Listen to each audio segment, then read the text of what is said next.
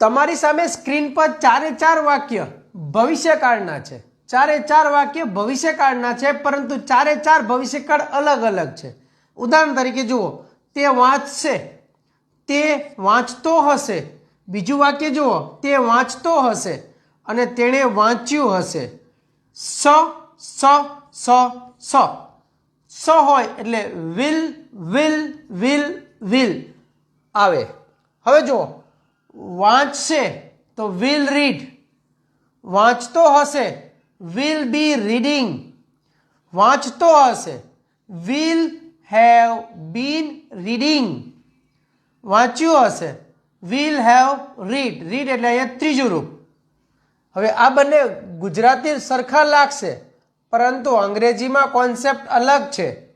જો આ ચાર વાક્ય બનાવતા આવડે, સમજતા આવડે, ગુજરાતી આવડે ને અંગ્રેજી આવડે, તો ચારે ચાર ફ્યુચર ટેન્સ ક્લિયર. ચારે ચાર ફ્યુચર ટેન્સ એટલે 33.33% ક્લિયર. પાસ્ટમાં પણ ચાર છે ને પ્રેઝન્ટમાં પણ ચાર છે. આ 33 પૂરા કરો એટલે 12 ટેન્સીસ પૂરા. ચોઇસ તમારી પાસે છે કે ક્લિયરિટી કેમ કરવી. I hope you are understanding. Thank you. જય હિન્દ.